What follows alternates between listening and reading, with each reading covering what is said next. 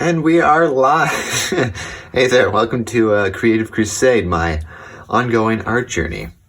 If you want to stay up to date with me and learn alongside with me, be sure to subscribe and hit the bell so you can do that in real time. Oh, hey, Sonny!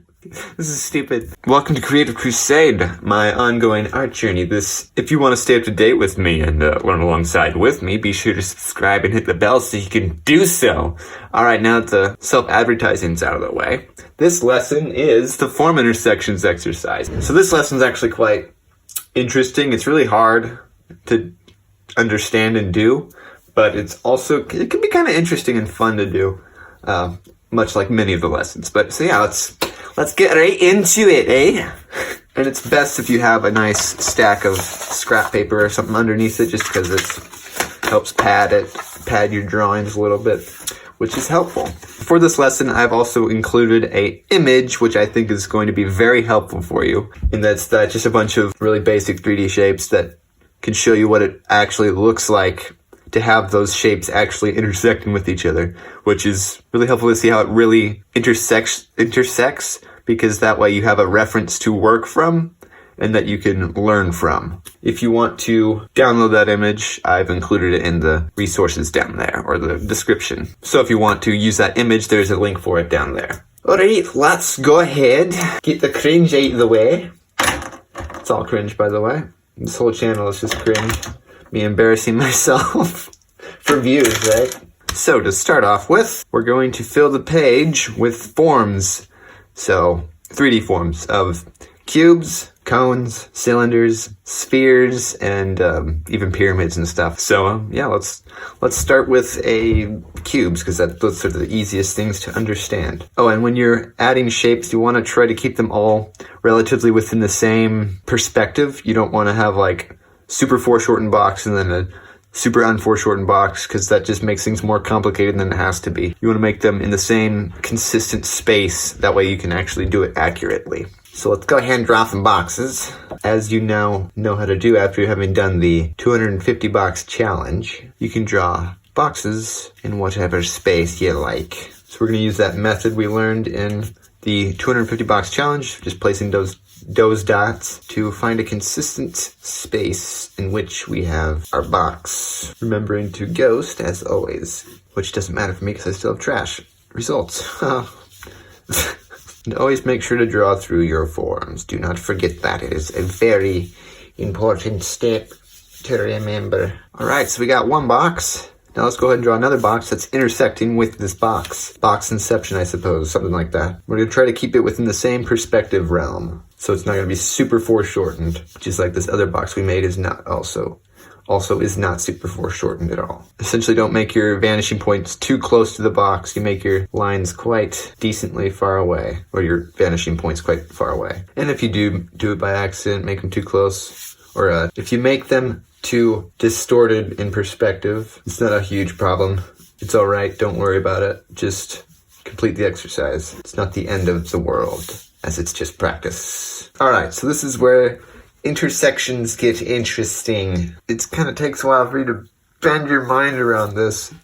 So this is intersecting with this, and they're both squares, so that I know that it's going to be along this plane that it's intersecting. So I know the line is going to be straight and it's going to follow these vanishing points, because they're both flat. Because they're both flat surfaces, that's the easiest way to determine where it's going to go. Because I know that's intersecting here, so it's going to come out following these vanishing points to like right there. And when you do that, when you intersect, make sure you reinforce these lines so that both the viewer and you can tell that these are actually intersecting, and also so for future intersections you can tell what's going on there. So now you can kind of see that this is going into that. All right, now if you want to be like if you hate yourself, you can start trying to draw spheres. This is where stuff gets really weird. Well, because first you have to actually draw a nice sphere, which I did not.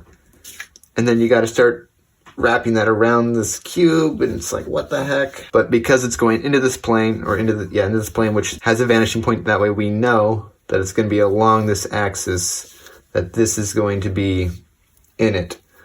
So it's kind of hard to explain this because I don't really even have much experience with this. So I don't really even know what I'm doing.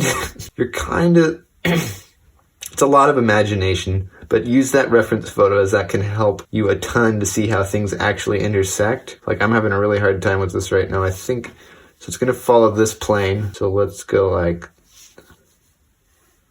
that. And it's also gonna follow this plane because it's inside of that cube. It's gonna follow both planes because it's wedged into both of them. So I think it's gonna go like that. And I think that's right.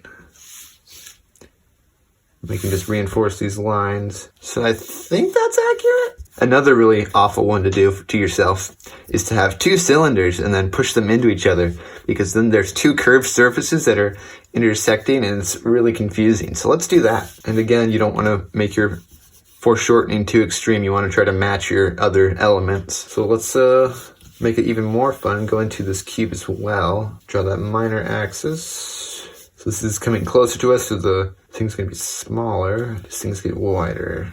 Then we'll connect the sides. And then we're gonna draw another cylinder that's gonna be like going halfway through this. All right, so this is where things get really weird. So these are two curved surfaces. So we're gonna try, so I know it's gonna have this kind of weird S shape. So I'm gonna decide that this one's closer to us. So this is kind of intersecting into the middle of this one. So that's gonna help me a little bit to decide just where this line's going to go. I think it's gonna be like that, and then it's gonna come up and around like that. I think that's right. Reinforce those lines. Gosh. Need to ghost a lot more on these. And heck, we can also have it intersect with this. So this is a flat plane, so that makes it a little bit easier. The top of the cylinder is flat, and it's going into another flat plane. However, this is also curved and that's rotated, so it makes everything even more fun. So again, it's gonna follow this orientation because this is intersecting with that, I think. So we can just do this. Basically, a lot of this is intuition of my brain thinking that it's doing something right when it's probably not. So I think that's correct somehow. So we'll say the sphere is in front. So we'll reinforce that line. All right, so that's kind of how you do two cylinders together. Cones, I like cones a lot. Those are a lot of fun, especially if you put them inside a box. So let's go ahead and draw another box and then shove a cone right up in there. All right, so now we're going to define a point for our cone, draw a minor axis out from that, and then place the cone piece, or whatever, along our minor axis. That's a little bit crooked, but that's okay. And you're just going to draw to that point, and you got yourself a cone. And now that's going into this plane, so we know it's going to be curved around here. That wasn't quite right. It should be a little more curved, but that's still good enough. What's the last shape? Oh yeah, a pyramid. So let's throw a pyramid in right here. So essentially, to draw a pyramid, start with like one plane, and then you kind of do what you did with the cone. You could even draw a cylinder inside of that to find the minor axis. Which is kind of like, pick a point along that line, and then draw your pyramid to that. And you got your pyramid. And now to intersect these, yay! What the frick? This makes no sense. So I think this is going to be curved around like this. So this is protruding from that. I think it's going to be like this. I don't know, that may be wrong.